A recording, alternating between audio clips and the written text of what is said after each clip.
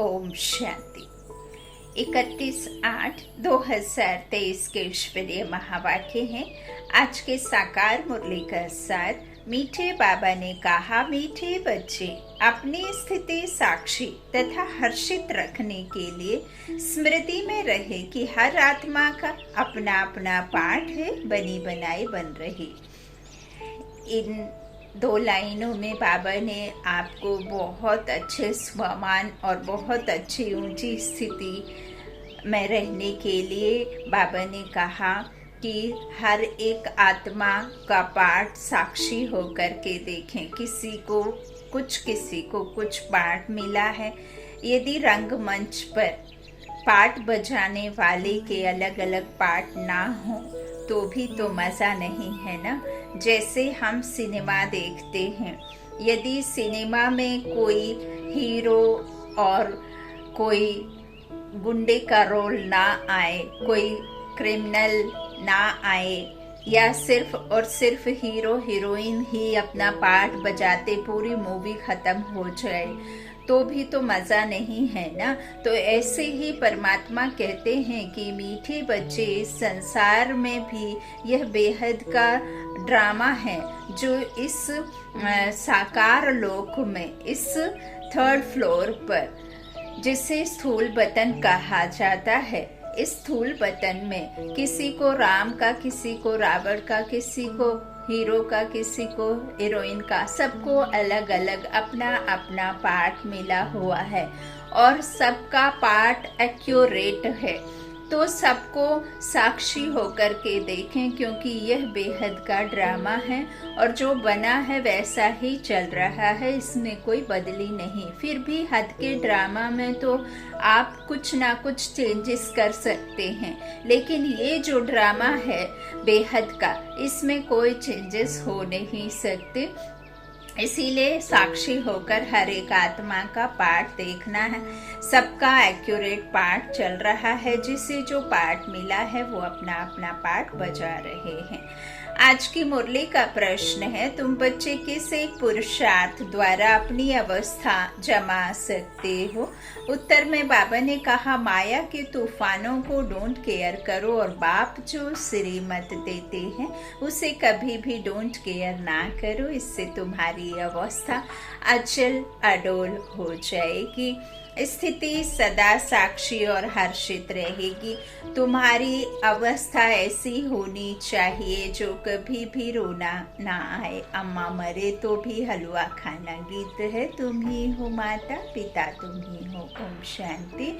बच्चों ने गीत सुना। अक्सर करके भक्ति मार्ग वाले मंदिरों में जाते हैं, चाहे शिव के, चाहे लक्ष्मी नारायण के, चाहे राधे कृष्ण के या अन्य देवी देवताओं के मंदिरों में जाएंगे। सबके आगे यही महिमा करेंगे, तुमेव माताश्च पिता तुमेव। फिर कहते हैं, तुमेव विद्या द्रविणम तुमेव, है ना। पूरा कैसा है? तुमेव माता पिता तुम्ही हो बंधु सखा तुम्ही हो। तो पूरा बाबा ने कहा। फिर कहते हैं कि तुम्हें विद्या द्रविणम, तुम्हें वो विद्या भी दाता बाबा है ना। भगवान के सामने मंदिरों में जाकर के गाते हैं। बाबा कहते हैं, माना तुम माता पिता भी हो, पढ़ाने वाले भी हो। वास्तव में लक्ष्मी नारायण व राम सीता को तुम्हें व माता च पिता नहीं कहेंगे, क्योंकि उन्हों को तो अपने ही बच्चे होंगे, वह ऐसी महिमा नहीं गाएंगे। वास्तव में महिमा एक शिव की है। वह महिमा गाते हैं देव देव महादेव। माना तुम ब्रह्मा विष्णु शंकर से भी ऊंच हो। भक्ति मार्ग में तो कोई अर्थ समझ ना सके। अब बाप कहते हैं, तुमने भक्ति बहुत की है, अब तुम मेरे से समझो और इस पर गौर करो कि सच क्या है, झूठ क्या है। तुम बच्चे अब समझते हो बाप के बारे में और देवताओं के बारे में जो भी महिमा करते हैं वह सारी रॉन्ग है। अभी जो तुमको मैं समझाता हूँ वही राइट है। बच्चों को समझाते हैं यह उल्टा वृक्ष है, इसका बीज है परम पिता परमात्मा। वह ऊपर में रहते हैं, वह तो चैतन्य बीज है ना, तुम ठहरे बच्चे। कई कहते हैं कि सब बीज आदि में भी आत्मा है, लेकिन वह तो जड़ है ना। बाप को कहा ही जाता है मनुष्य सृष्टि का चैतन्य बीज रूप। अब मनुष्य गाते हैं ओ गॉड फादर। अच्छा, झाड़ को तुम चैतन्य ज्ञान सागर नहीं कहेंगे।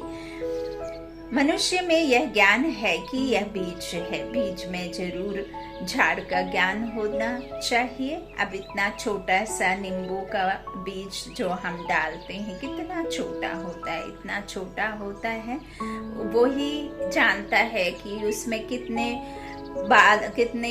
समय बाद में पत्ते निकलेंगे, तना निकलेगा तो कितना बड़ा निकलेगा, कितने टालियां होंगे, कितने पत्तियां होंगे, कब फल देगा। उस बीज का जो राज है वो हम नहीं जान सकते, वो बीज ही जानता है। ऐसे ही जो सुप्रीम सोल गॉड फादर है, चैतन्य आत्मा, उल्टा कल्प तरु के रूप में बताया गया। तो ऊपर चैतन्य में जो झाड़, बाबा कहते नीचे में तुम बच्चे हो, झाड़ है, तो वो ही जानेगा ना कि कितना कब कैसे निकलेगा, टालियां कब कैसे, सतयुग से कलयुग तक कितना बड़ा झाड़ होगा। तो ये तो हम नहीं जानते। बाबा क्या कहते हैं कि मनुष्यों में यह ज्ञान है कि यह बीज है, बीज में जरूर झाड़ का ज्ञान होना चाहिए, परंतु जड़ होने के कारण बता नहीं सकते। मनुष्य तो समझ जाते हैं कि बीज नीचे है,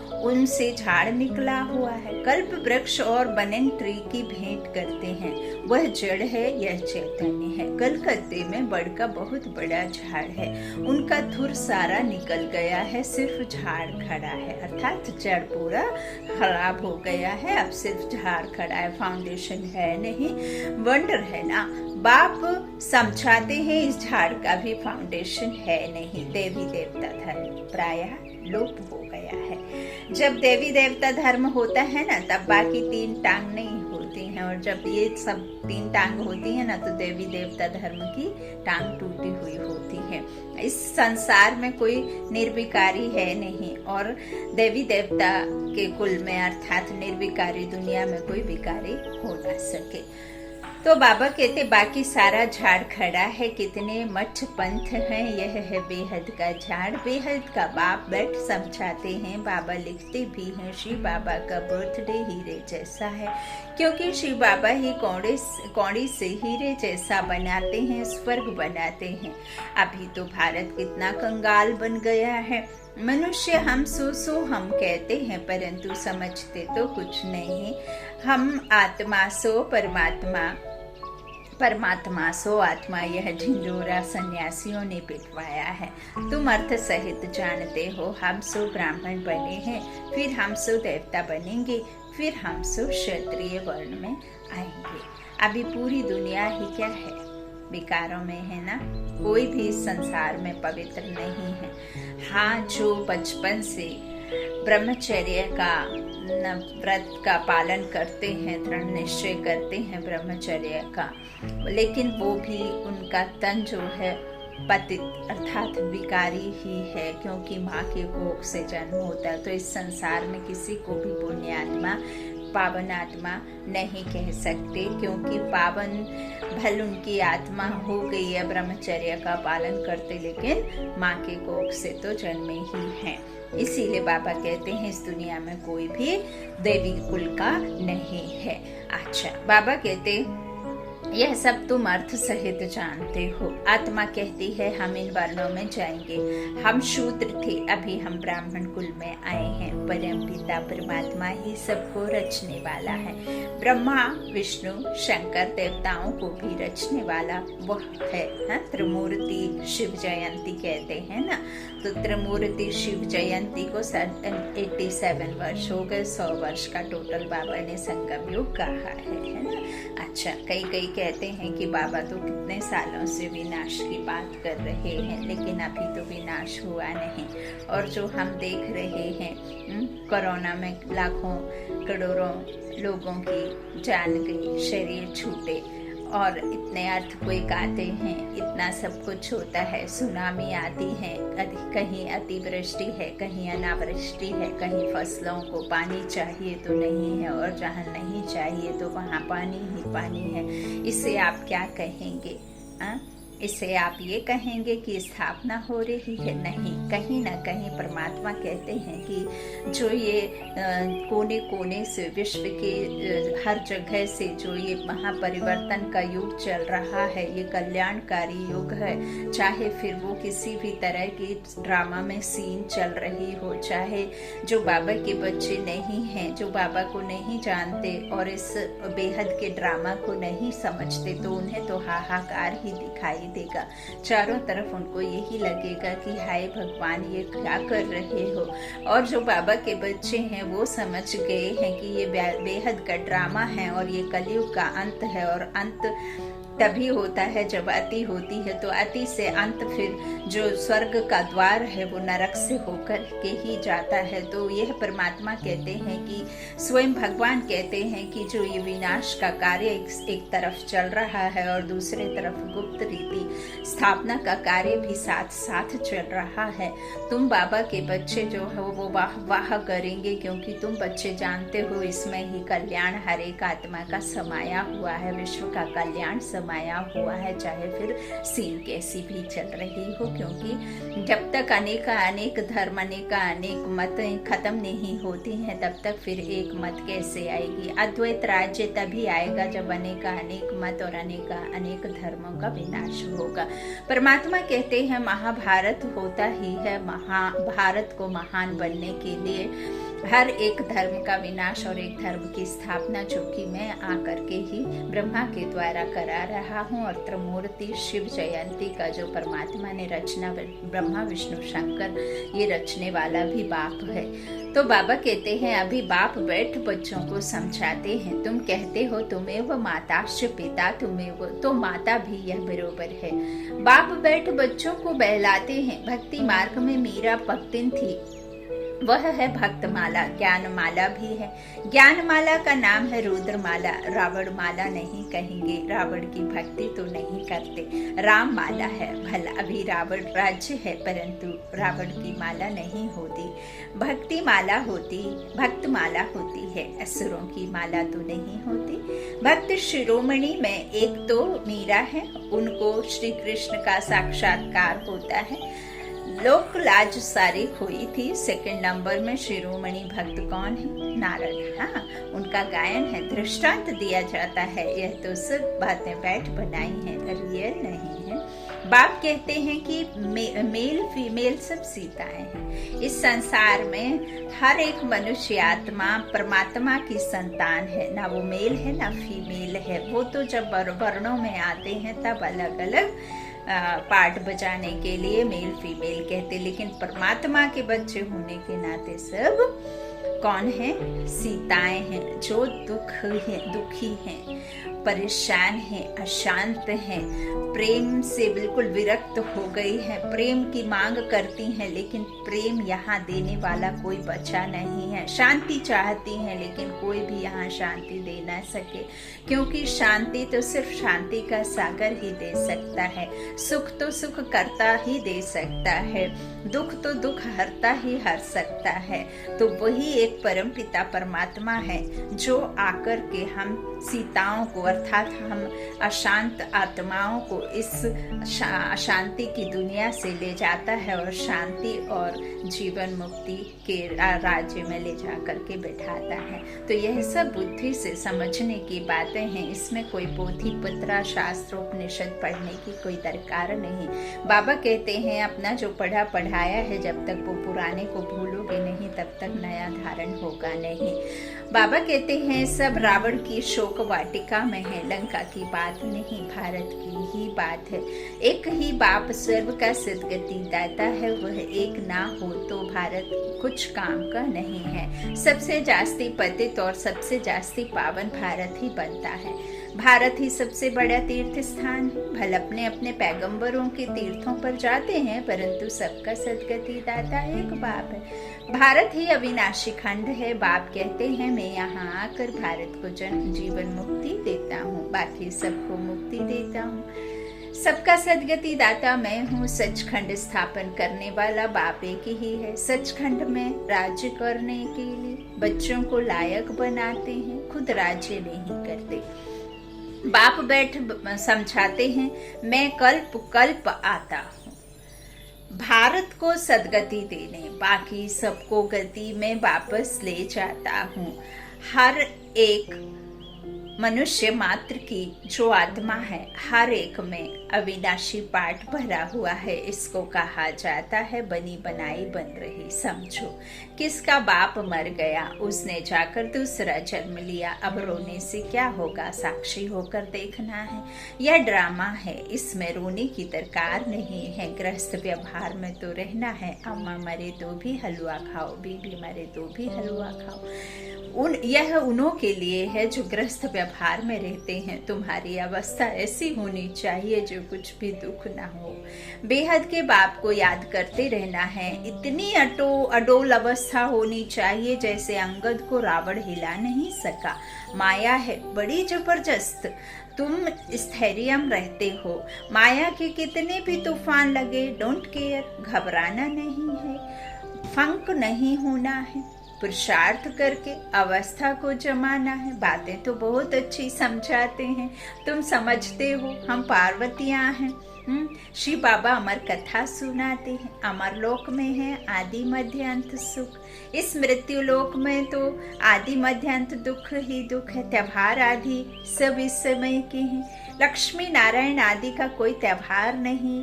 वह क्या सर्विस करते हैं। तुम ब्राह्मण बहुत सर्विस करते हो। देवताओं की आत्मा को सोशल वर्कर नहीं कहेंगे, ना जिस्मानी ना रूहानी।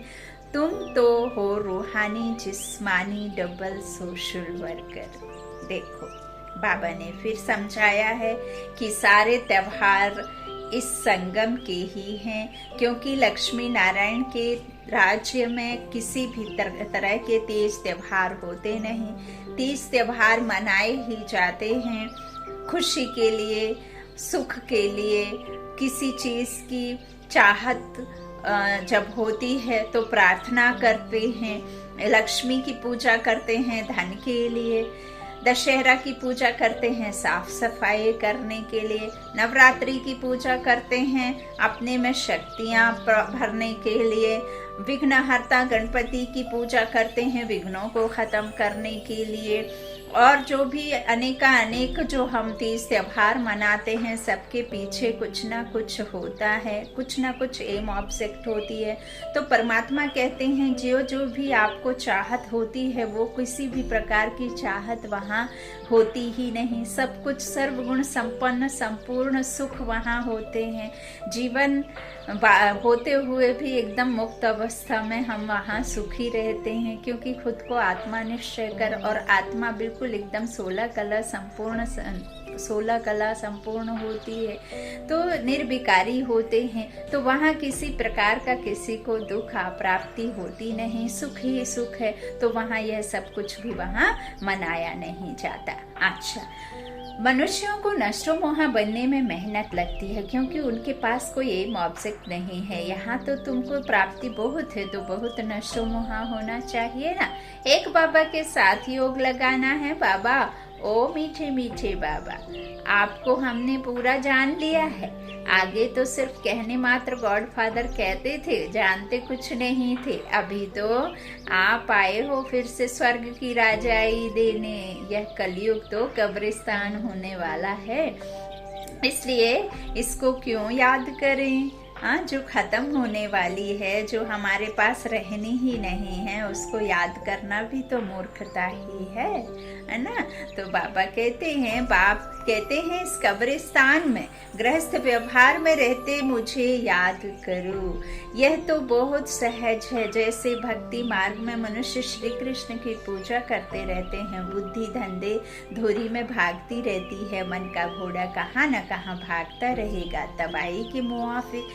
बाप कहते हैं कि शरीर निर्वाह करते बुद्धि का योग मेरे साथ लगाओ, मेरी याद से तुम्हें बहुत प्राप्ति होगी। बाबा कहते हैं भल गृहस्थ गृहस्थ व्यवहार में रहो, बच्चों की संभाल करो, धंधा धोरी करो, दुख आए सुख आए, कुछ भी हो जाए, कितनी भी मुश्किल आ जाए, कितनी भी समस्याओं से घिरे हुए हो, लेकिन उन समस्याओं में घिरे हुए भी मुझे याद करो, कितनी भी मुश्किल हो मुझे याद करो, तो तुम्हारी जो मुश्किल होंगी वो पल में खत्म हो जाएंगी, भूलोगे तो खत्म नहीं होंगी, सजा खानी पड़ेंगी। तो बाबा कहते हैं मेरी याद से तुम्हें बहुत प्राप्ति होगी और सबसे तो अल्पकाल की प्राप्ति होती है। कितनी नौधा भक्ति की। अच्छा फिर क्या हुआ? साक्षात्कार किया बस ना। सीता का वृत्तांत सुना, राम की कथा सुनी, लव कुश की जीवनी सुनी, सब कुछ सुना, महाभारत देखा, गीता पाठशाला में जाकर गीता का अध्ययन किया, या जो भी आपने शास्त्र आदि उपनिषद पढ़े, उसके बदले आप क्या राम बन गए, क्या सीता बन गए, क्या कृष्ण बन गए, क्या लव कुश की जगह पहुंच गए, क्या आपने कुछ इस तरह से प्राप्त किया? क्या आप जीवन भर पूरी ताउम्र सुख शांति प्राप्त कर पाए? नहीं कर पाए ना। तो बाबा कहते हैं वो है ही अल्पकाल की, थोड़े क्षण भंगुर मात्र की, थोड़े समय के लिए अच्छा लगता है, फिर वही जीवन की कहानी में घुस जाते हैं, दुख की दुनिया में। तो बाबा कहते हैं कितनी नौदा भक्ति की, लेकिन पाया कुछ भी नहीं। साक्षात्कार किया बस ना, कि कोई शेर पे सवार दुर्गा दिख गई सपने में, उससे आपको क्या दुर्गा पास में आके आपके सब दुख दूर कर दिए? नहीं ना। तो मुक्ति, जीवन मुक्ति तो नहीं मिली ना।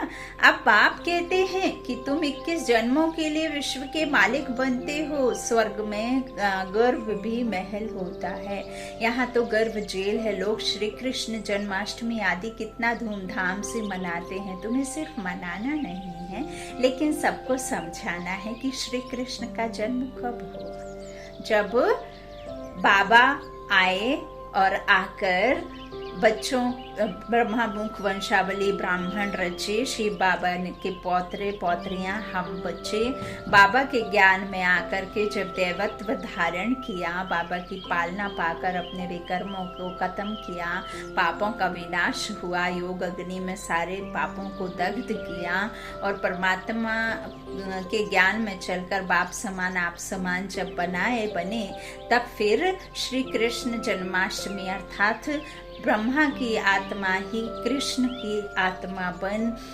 नई दुनिया में सबसे पहले प्रिंस प्रिंसेस का जन्म हुआ।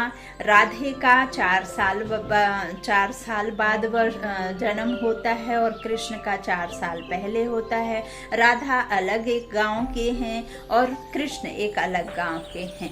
जब उन दोनों का स्वयंवर होता है तब फिर लक्ष्मी नारायण की डिनाइस्टी शुरू होती है, क्योंकि जो कृष्ण और राधे के माता पिता हैं वो कलयुग के ही गए हुए माता पिता हैं, लेकिन कृष्ण और राधे दोनों योग बल से ही होते हैं। चूंकि वो दोनों माता पिता राधे के और कृष्ण के इस दुनिया के होते हैं, इसीलिए जब तक उनका शरीर नहीं छूट जाता है तब तक महाराजा महारानी अर्थात लक्ष्मी नारायण की डिनाइस्टी सतयुग शुरू नहीं होता है। बाबा ने कई दफा ये बताया है।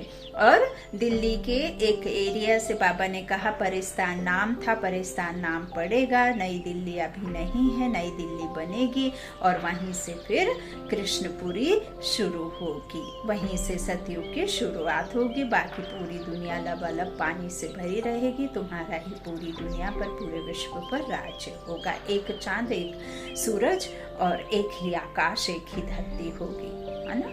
तो यह सब समझने की बातें हैं। एक एक के पास बाबा ने कहा जितने में मधुबन है उतने एक एक के पास होगा, है ना, संपत्ति। तो बाबा कहते हैं तुम जानते हो अभी हम कृष्णपुरी के मालिक बनने के लिए पढ़ रहे हैं, बाप के साथ बैठे हैं।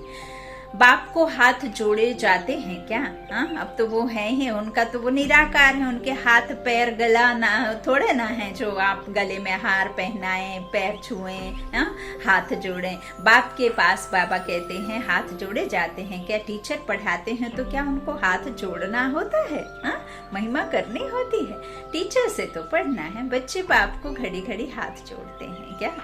हाँ, अपने पिता को कोई कहेगा कि हाथ जोड़ के पापा कुछ बातें बताएंगे, कुछ आपको अच्छी सलाह देंगे, तो आप पापा के सामने हाथ जोड़कर बैठ जाएंगे क्या कि हाँ जी कहिए कहिए, हाँ, है ना। तो बाप के सामने कोई हाथ नहीं जोड़ता है। बाबा कहते हैं इस समय तो तुम घर में हो, तुमको भासना आती है, यह पाप भी है, पतित पावन भी है। इस समय 5 विकारों का ग्रहण लगने के कारण तुम बिल्कुल ही काले बन गए हो, आत्मा काली हो गई ना, 5 विकारों ने काला कर दिया है। सतयुग में तुम गोरे सुंदर थे, अभी श्याम हो। श्री कृष्ण सुंदर था, अभी श्याम है। कितने बार ये श्याम और सुंदर बना होगा। कंसपुरी ही कृष्णपुरी बन जाती है, कृष्णपुरी फिर कंसपुरी बन जाती है। तुम आत्माएं ही ब्रह्मांड की रहने वाली हो। ब्रह्म तत्व कहा जाता है, अहम ब्रह्म कहना भी भ्रम है।